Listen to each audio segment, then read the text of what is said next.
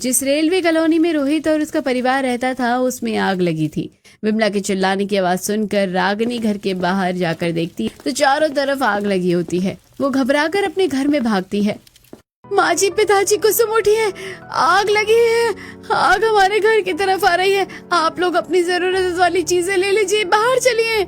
सभी अपनी जरूरत के सामान को पोटली में ले लेते हैं और घर के बाहर भाग आते हैं। पूरे रेलवे कॉलोनी आग की चपेट में आ जाती है। लोग बाल्टी में पानी डालकर आग बुझाने की कोशिश करते हैं, लेकिन आज बहुत ही आग लगी थी, इसलिए आग बुझने की जगह उल्टा भड़क जाती है। सभी की आंखों के सामने उनका घर जल रहा था। हे भगवान, हम गरीबों के साथ ऐसा क्यों होता है? क्यों हमारे घर ही जलते हैं? अरे भाई, ये घर अपने आप नहीं जले हैं, बल्कि इसे जानबूझ के जलाया गया है। मुझे तो किसी की साजिश लग रही है। और किसकी साजिश होगी? वही पार्टी के लोगों ने एक दूसरे पर इल्जाम लगाने के लिए हमारा घर जलाया होगा। हमारे पास सोए की घर था, वो भी जल गया। हमारे सर पर छत भी नहीं है, हम लोग कहाँ जाएंगे? लता और उसके आसपास के लोग रोते हुए जैसे तैसे खुद को संभालते हैं और अपना अपना सामान लेकर अपने रिश्तेदारों के घर चले जाते हैं। लेकिन लता और उसके परिवार वाले दूर के गांव में रहते थे, इसलिए उनके पास जाने के लिए कोई भी जगह नहीं थी। मम्मी मम्मी, मुझे डर लग रहा है। मम्मी, मुझे भी डर लग रहा है, क्या हम लोग भी आग में जल जाएंगे? घर को जलता हुआ देखकर बच्चे काफी घबरा गए थे, इसलिए रोहित समझाने की कोशिश करता है। बच्चों, हम घर के बाहर हैं, हमें कुछ नहीं होगा, तुम डरो मत। माँ, पिताजी, हमारा घर तो पूरी तरह से जल चुका है, अब यहाँ खड़े रहने का कोई मतलब नहीं है। अब हम लोग क्या करें, कहाँ जाए? लता ही नहीं, सबके मन में यही सवाल था। लेकिन रोहित अपने परिवार को लेकर रेलवे कॉलोनी के बाहर आ जाता है। सभी लोग हाथ में पोटली लेकर रास्ते में भटक रहे थे। वो जंगल के रास्ते में जाते हैं। तभी रागिनी की नजर उस बड़े से कुएं पर जाती है जहाँ चिंटू और गुड़िया अक्सर खेलने के लिए आते थे। रागिनी इशारा करते हुए कहती है, आज की रात हम लोग इस कुएं में रह सकते हैं। ये सुरक्षित है और अंदर से काफी ठंडा है, तो हमें गर्मी भी नहीं लगेगी। भाभी, आप कैसी बातें कर रहे हैं? हम लोग कुएं में कैसे रहेंगे? कुसुम, तुम्हारी भाभी बिल्कुल सही कह रही हैं। आज रात हम लोग यहीं रुकेंगे। रागिनी, तुम लालटेन जलाओ। रागिनी लालटेन जलाती है और कुएं की तरफ जाती है। रागिनी कुएं की सीढ़ियों से नीचे उतरती है और उसके पीछे पीछे उसके परिवार वाले कुएं के अंदर आते हैं। आज हम दोनों के साथ साथ आप लोग भी कुएं के अंदर सोएंगे, बड़ा मजा आएगा। यहाँ बहुत ठंडक है, सबको बहुत अच्छी नींद आएगी। भाभी, ये चिंटू क्या बोल रहा है? कुसुम, चिंटू बिल्कुल सही कह रहा है। इस कुएं को चिंटू और गुड़िया ने खेलते खेलते ढूंढा था। वो दोनों अक्सर यहाँ खेलने के लिए आते हैं। ये कुआं तो सच में अंदर से काफी ठंडा है। अब मैं समझी कि बच्चे यहाँ आकर हमेशा क्यों सो जाते हैं। एक तरफ जहाँ सभी लोग बातें कर रहे थे, वहीं दूसरी तरफ सुरेश और रोहित काफी चिंता में थे। ससुर जी, रोहित जी, आप दोनों इतना परेशान क्यों हैं? रागिनी, हमारा घर जल गया, हमारे पास रहने के लिए कोई जगह नहीं है। महाजन हमारे सिर पर चढ़ा हुआ है पैसे लेने के लिए। ऐसे में अगर हमने ज्यादा दिनों तक दुकान बंद रखी तो हमारी दुकान हमारी हाथ से निकल सकती है। देखिए, ऐसे परेशान होकर या चिंता करने में तो आपकी समस्या का हल तो नहीं निकलेगा ना। मैं तो कहती हूँ कि सभी लोग सो जाते हैं, अब कल सुबह सोचेंगे आगे की क्या करना है। रागिनी बहू बिल्कुल सही कह रही है, ऐसे चिंता करने से कुछ नहीं होगा, सभी सो जाओ। कुसुम पोटली से एक पुरानी साड़ी निकालती है और सभी साड़ी को बिछाकर उस पर सो जाती है। अगली सुबह गुड़िया रोने लगती है। मम्मी मम्मी, मुझे भूख लगी है, कुछ खाने का दे दीजिए। भूख तो हमें भी लगी है, वैसे भी कल शाम हमने खाना जो खाया था उसके बाद तो हमने कुछ खाया ही नहीं। लेकिन इस कुएं के अंदर हम लोग खाना कैसे खाएंगे? और अभी तो मेरे पास इतने पैसे नहीं है कि मैं होटल से कुछ लेकर के आऊं। रोहित जी, आप परेशान मत होइए, आप बस एक काम कीजिए, बाहर जाकर कुछ पत्थर और कुछ लकड़ी लेकर आइए, मैं यहीं कुएं में खाना बना देती हूँ। भैया चलिए, मैं पत्थर लाने में आपकी मदद करती हूँ, और बच्चों तुम लोग मेरे साथ चलो, हम लोग साथ में लकड़ी लेकर आएंगे। रोहित, कुसुम और दोनों बच्चे सीढ़ियों से कुएं के बाहर आ जाते हैं। कुसुम और बच्चे मिलकर जंगल से छोटी छोटी लकड़ियां चुनकर आते हैं। वहीं रोहित 2 बड़े बड़े पत्थर लेकर कुएं के अंदर आता है। रागिनी पत्थर से चूल्हा बनाती है और लकड़ी जलाकर उसमें मटका लगती है। आज मैं सभी के लिए खिचड़ी बना देती हूँ। मैं अभी अपने साथ बर्तन और राशन लेकर आई हूँ। हाँ कुसुम, मैंने सोचा हम लोग जहाँ भी जाए वहाँ खाने की जरूरत तो होगी ना, इसलिए मैं भी बर्तन और थोड़ी बहुत खाने का सामान लेकर आई हूँ साथ में। रागिनी खिचड़ी बनाती है और सबको खाने के लिए देती है। सभी खाने के लिए बैठे हैं कि तभी रागिनी का ध्यान बच्चों पर जाता है, जो काफी देर से दिखाई नहीं दे रहे थे। रोहित जी, बच्चे कहाँ हैं? अभी तो यहीं थे, कहाँ चले गए? मैंने तो उन्हें कुएं से बाहर जाते नहीं देखा। चिंटू और गुड़िया को कुएं में ना पाकर घर वाले घबरा जाते हैं। रोहित बच्चों को ढूंढने के लिए कुएं से बाहर जाता है। रागिनी बच्चों को आवाज देती है, चिंटू, गुड़िया, कहाँ हो तुम? चिंटू, गुड़िया, जल्दी से कुएं में आओ बच्चों, मैं तुम्हें चॉकलेट खिलाऊंगी। सच्ची दादी, आप हमें चॉकलेट खिलाओगी? ये बच्चों की आवाज तो आ रही है, लेकिन वो दिख नहीं रहे हैं। लता चिंटू को ढूंढने के लिए कुएं में यहाँ वहाँ देख रही होती है कि तभी कुसुम उन्हें कुएं के अंदर बने एक छेद की तरफ इशारा करती है। बच्चों की आवाज उस छेद से आ रही है। कुसुम के दिखाने पर रागिनी उस छेद के अंदर जाती है और देखती है कि उस छेद के अंदर काफी बड़ी जगह है। माँ जी, कुसुम देखिए, कुएं के अंदर एक और गुफा है। हाँ बहू, ये गुफा हमारे घर से भी ज्यादा बड़ा है और ये कितना ठंडा है, यहाँ तो बिल्कुल भी गर्मी नहीं लग रही। चिंटू और गुड़िया को ढूंढते ढूंढते रोहित भी उस छेद से गुफा के अंदर आ जाता है। माँ, रागी, आप तो जानती हैं कि आजकल हमारा काम ठीक नहीं चल रहा है। अगर ऐसे में हम लोग किसी किराए के घर में जाते हैं तो उसके लिए हमें एडवांस पैसा देना पड़ेगा, जो हमारे पास नहीं है। तो मैं सोच रहा था कि क्यों ना कुछ दिन हम लोग इस कुएं के अंदर ही रहें। वैसे बात तो आपकी सही है, हम लोग यहाँ रह सकते हैं। मैं कुएं के अंदर रसोई बना लूंगी और हम लोग गुफा के अंदर रह लेंगे। रागिनी का आइडिया सभी को अच्छा लगता है। बहू, बातें तो होती रहेंगी, लेकिन मुझे बड़ी भूख लगी है, खाना दे दे अब। सुरेश की बात सुनकर रागिनी सभी को खिचड़ी परोसी है, लेकिन खिचड़ी में थोड़ी थोड़ी मिट्टी गिर गई थी। बहू, तूने खाने का बर्तन ढक कर नहीं रखा था क्या? देख, उसमें मिट्टी गिरी है। मैंने खिचड़ी बनाने के बाद उसे ढक दिया था, शायद खिचड़ी बनाते हुए उसमें मिट्टी गिर गई होगी। क्या अब हम लोग ये खाना खाएंगे?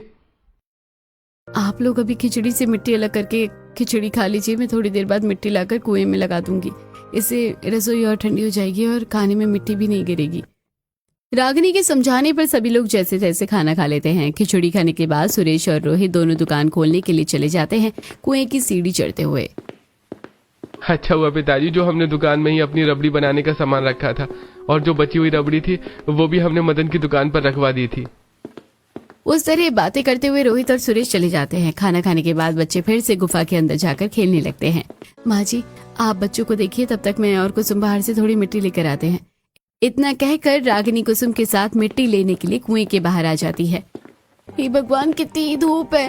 भाभी, इतनी गर्मी में मिट्टी लेकर जाना जरूरी है क्या? कुसुम, तुम पेड़ की छांव पे चलो, तुम्हें धूप नहीं लगेगी। अगर हम लोग अभी मिट्टी लेकर नहीं जाएंगे तो खाना कब बनेगा?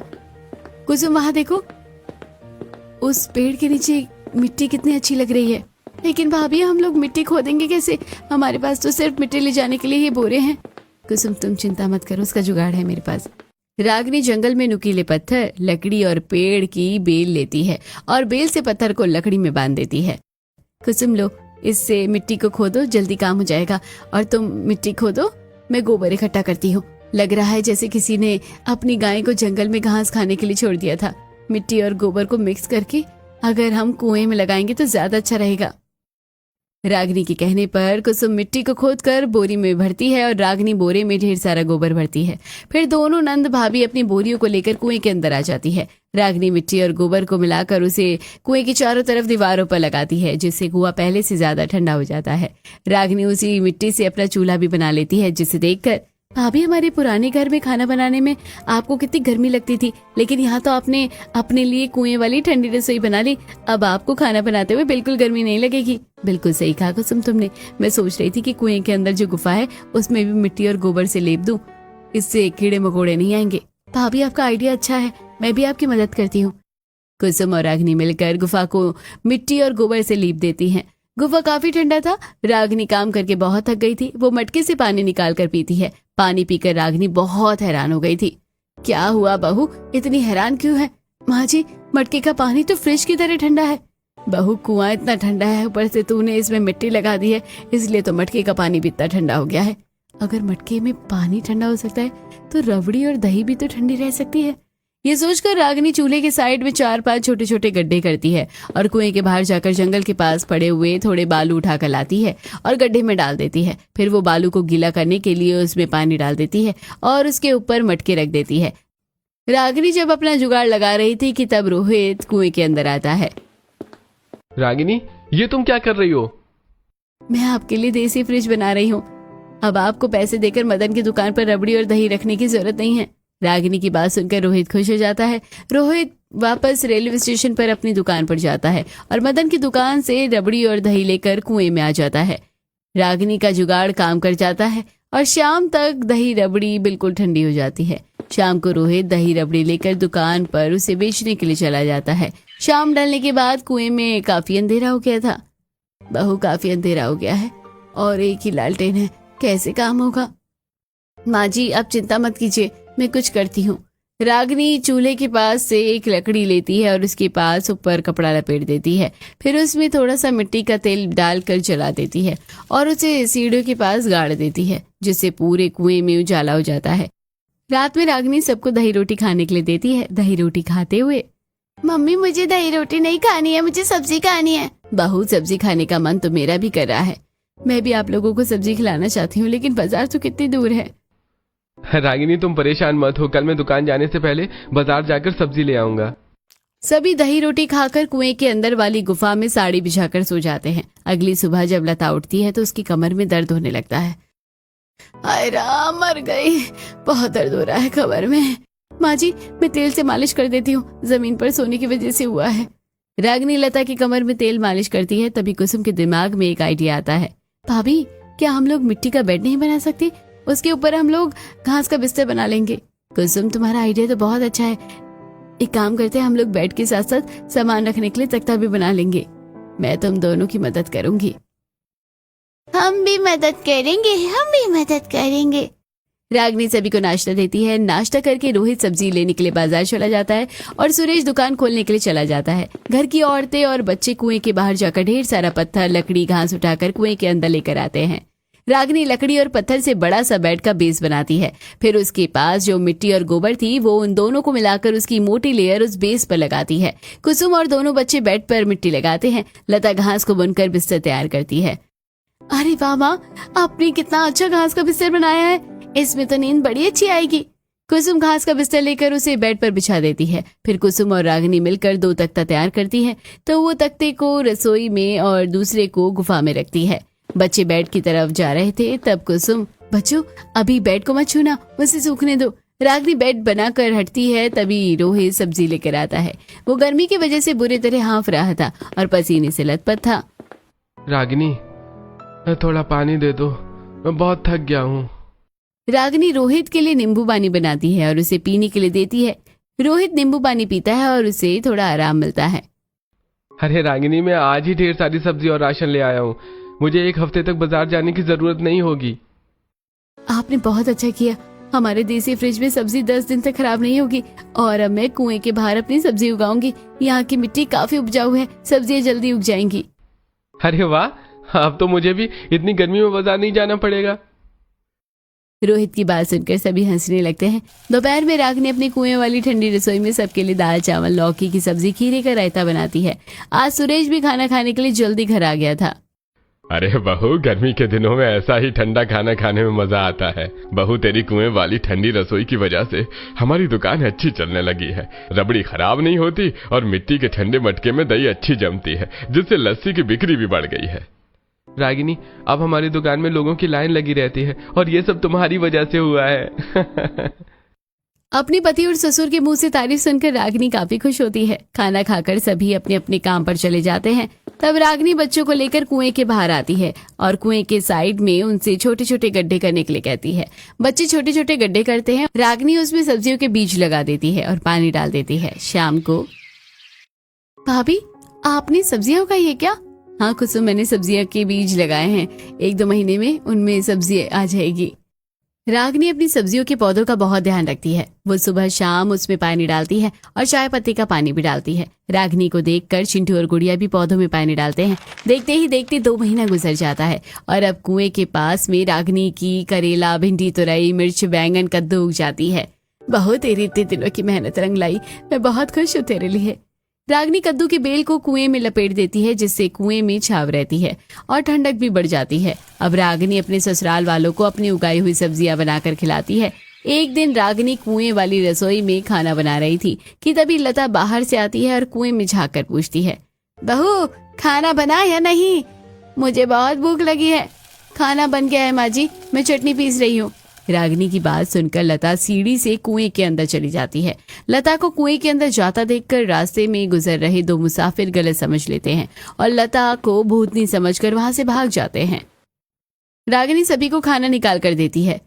बहू, ये करेले की सब्जी और खीरे का सलाद बहुत अच्छा है। घर चलने की तो मैं उम्मीद ही छोड़ दी थी कि मुझे इतना अच्छा खाना दोबारा खाने को मिलेगा। अरे माँ, आपकी बहू के रहते सब कुछ मुमकिन है। बिल्कुल सही कहा भैया आपने। रागिनी से उसके ससुराल वाले बहुत खुश थे। सभी खाना खाकर अपने काम पर लग जाते हैं। शाम को रोहित हाथ में केक लेकर सीढ़ियों से कुएं के अंदर आ जाता है। केक में लगी मोमबत्ती से कुएं के अंदर काफी रोशनी हो जाती है। ये सब क्या है जी? रागिनी, मुझे पता था तुम्हें याद नहीं होगा, आज तुम्हारा बर्थडे है। भूल गई ना तुम, लेकिन मुझे याद था। चलो अब विश मांगो और केक काटो। पूरा परिवार कुएं के अंदर वाली गुफा में रागिनी का बर्थडे मनाते हैं। रागिनी विश मांगती है और केक काटती है। भाभी, आपने क्या विश मांगा? मैं चाहती हूँ कि हमारी दुकान और अच्छी चले और हम लोग जल्दी अपने लिए एक पक्का मकान ले ले। बच्चे खूब सारा केक खाते हैं और सभी बहुत एंजॉय करते हैं। ऐसे ही दिन गुजरते हैं। एक दिन एक अनजान आदमी कुएं के पास भटक रहा था। रोहित पीछे से उस आदमी के पास जाता है। भाई, तुम कौन हो और कुएं में झांक क्यों रहे हो? मेरा नाम अर्जुन है, मैं जर्नलिस्ट हूँ। यहाँ रेलवे कॉलोनी में जो आग लगी थी, मैं उसकी छानबीन कर रहा हूँ और मैं कई दिनों से देख रहा हूँ कि कुछ लोग इस कुएं के अंदर जाते हैं। कहीं वो कोई चोर तो नहीं है? मैं यही पता लगा रहा हूँ। अर्जुन की बात सुनकर रोहित हंसने लगता है। अरे नहीं भाई, हम लोग कोई चोर नहीं है। इस कुएं में मैं और मेरा परिवार रहता है। हम लोग पहले रेलवे कॉलोनी में रहते थे, लेकिन वहां आग लग जाने की वजह से हमें यहाँ रहना पड़ रहा है। चलिए मैं आपको अपना घर दिखाता हूँ। रोहित अर्जुन को सीढ़ियों से कुएं के अंदर लेकर जाता है। अर्जुन रागिनी की कुएं वाली ठंडी रसोई और गुफा वाला मिट्टी का घर देखकर काफी हैरान होता है। रागिनी अर्जुन को लस्सी बनाकर पीने के लिए देती है। अरे, आप लोग यहाँ कैसे रह रहे हैं? इस पॉलीथिन के दंगों की वजह से हमारी कॉलोनी जल गई थी और हम लोग बेघर हो गए। हमारे पास जाने के लिए कोई जगह नहीं थी, इसलिए हमें कुएं में रहना पड़ा। रागिनी और उसका पूरा परिवार रेलवे कॉलोनी में आग लगने से लेकर कुएं में रहने तक की सारी बात अर्जुन को बता देते हैं। आप लोग चिंता मत कीजिए, आपके साथ बहुत गलत हुआ है। मैं आप लोगों को इंसाफ दिलाऊंगा।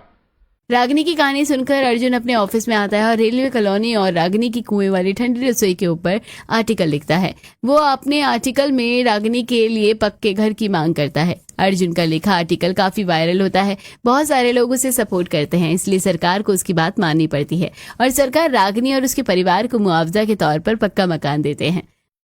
माँ जी, मेरी सबसे बड़ी इच्छा पूरी हो गई है। अब हम लोगों के पास अपना घर है और देखिए यह रसोई कितनी बड़ी है। यहाँ खाना बनाने में बिल्कुल भी गर्मी नहीं लगेगी। रसोई में इतनी बड़ी खिड़की जो है।